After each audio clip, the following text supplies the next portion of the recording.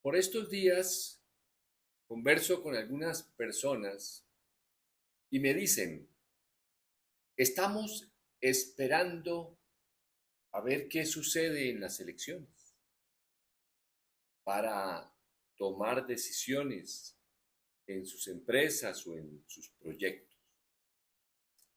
Escucho de otras personas que a su vez les dicen otros que todo depende de lo que suceda en las elecciones. Tal parece que un buen número de personas en diferentes campos de la sociedad y la economía están esperando a ver qué sucede. Y como siempre, y pasó hace 8 años, ¿se acuerda usted? Decían, no lo vi nunca, pero decían que así era, que en algunos contratos, en las elecciones entre Duque y Petro, decían que en algunos contratos ponían una cláusula, un parágrafo, algo, ponían que si ganaba Petro, el contrato se deshacía. Esta vez también están llevando a las personas a ese miedo. Quieren introducirnos un miedo frente al apocalipsis del triunfo de Iván Cepeda. Quieren decirle a las personas, a los empleados, con ese comentario, que voten por quienes están oponiéndose a Iván Cepeda para que la empresa no se cierre, sus puestos de trabajo no desaparezcan. Le pregunté a varias personas cuando comenzó el gobierno del presidente Petro, le pedí el favor a una persona que conozco, una empresa grande, que invitara a algunos de esos empresarios que pocas semanas antes habían introducido ese miedo a sus empleados. Fueron varias personas y de diferentes industrias. Y la respuesta de todos fue con diferentes palabras. Y si yo cierro, ¿a quién le voy a dejar mis clientes? Pasaron apenas pocas semanas para que se revelara que esos comentarios tienen un objetivo específico. Continuar en la Colombia gobernada por personas que construyeron uno de los países más desiguales. Pero como a ellos y a ellas les ha ido bien, la desigualdad es un problema de otros. Se sienten orgullosos de no pagar impuestos, de llevar sus capitales a esas guaridas fiscales. Se sienten orgullosos de no pagar los sueldos con prestaciones. Se sienten que son muy buenos colombianos porque son muy avispados, porque se las saben todas y las que no están aprendiéndolas muy rápido. Esa es la Colombia que quieren defender los que en estos días están volviendo a introducirnos esa amenaza de que van a cerrar sus negocios y se van a ir. Y en pocas semanas o un poco más de 3 meses los estaremos escuchando así. ¿Y a quién le dejo mis clientes? Respeto muchísimo a las personas que son exitosas y correctas en el manejo de sus negocios, de sus trabajos, de sus empleos. Y los hay por millones en Colombia. Pero los que mandan en Colombia son los que han ascendido por su capacidad de trampa, su capacidad de ser avispados, su capacidad de esquivar las normas. Esos son los que ascendieron a los puestos más altos de poder y construyeron la Colombia que muchos admiran. Pero veamos en esencia qué es lo que están esperando, qué es lo que esperan. Hay tres campañas que están con altas probabilidades de ganar en la segunda vuelta.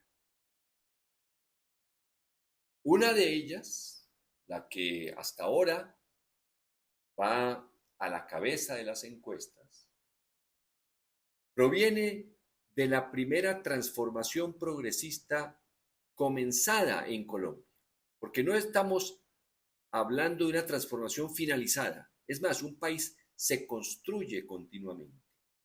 Ninguna de las personas pertenecientes a las élites actuales pensaron que el narcotráfico en los años 70 se iba a apoderar del país. Ellos los señalaban como nuevos ricos y terminaron aliados con ellos y muchas veces al servicio de ellos. Muchos pensaron que la corrupción era un fenómeno de algunos pocos en los años en el Frente Nacional y pensaron que eso se iba a reducir a sus proporciones justas, dijo uno de los expresidentes.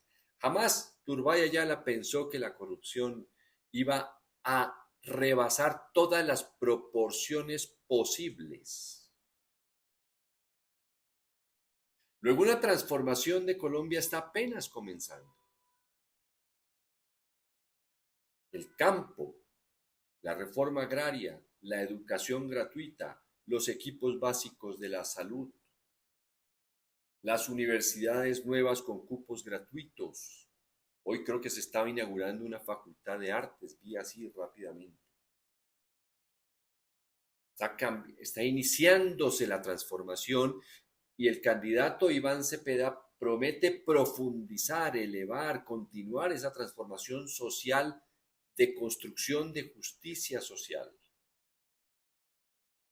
Una revolución ética, muy temerario en un país en donde la ética del delito es la que ha triunfado en todos los frentes.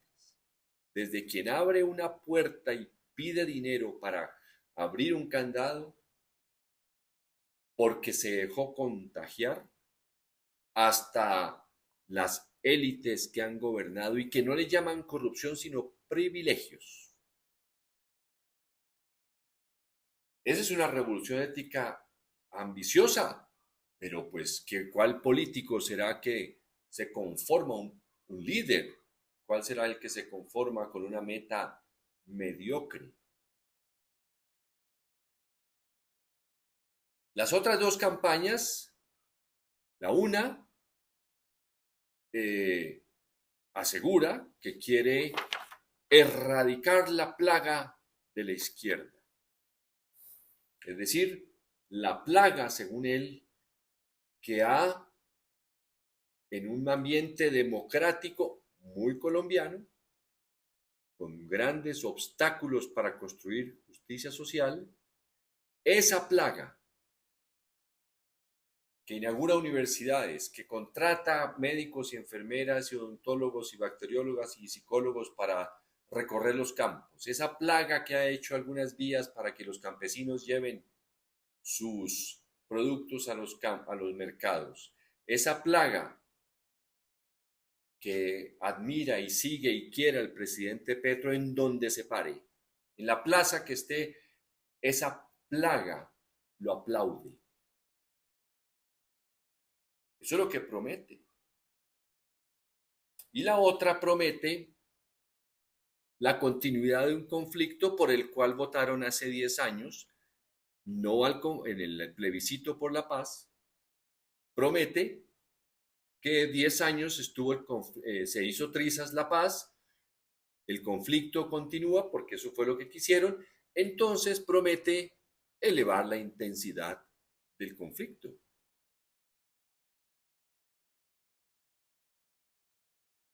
Tiene que haber algo muy grande, muy atractivo en el conflicto para que las personas quieran votar a quien promete el conflicto.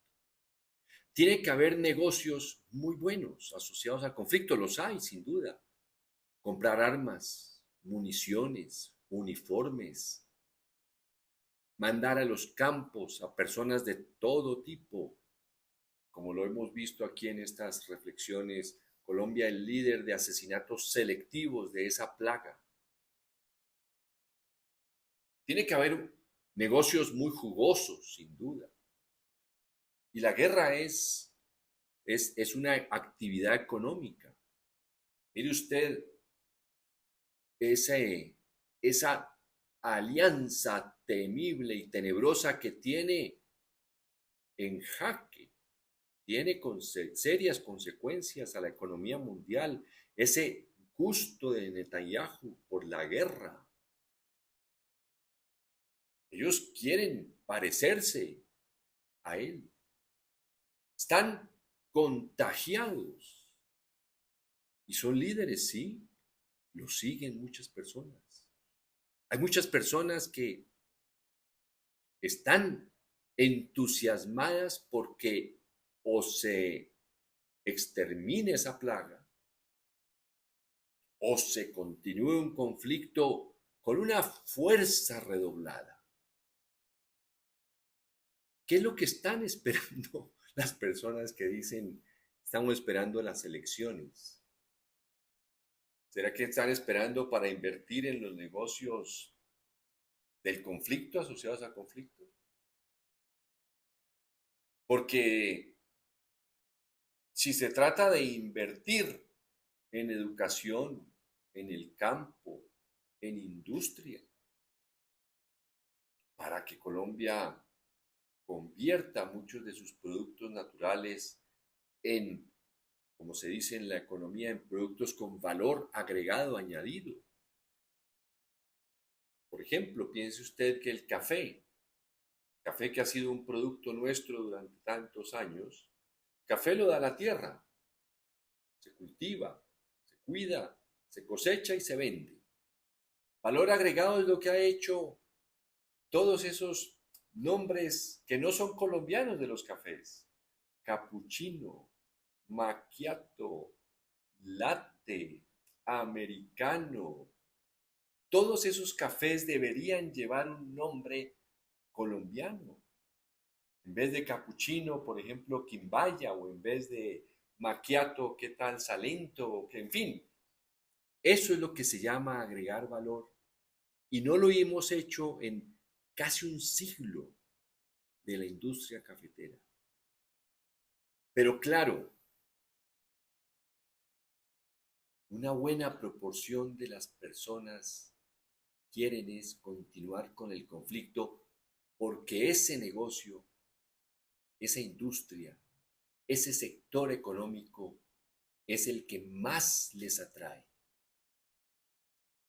Quisiéramos saber dónde está el placer de ver que en pocos meses o se extermina una plaga o el conflicto adquiere proporciones como las de Gaza, como las del Líbano, como las de Irán. Qué interesante conocer esas mentalidades que están esperando que eso suceda. Hasta la próxima.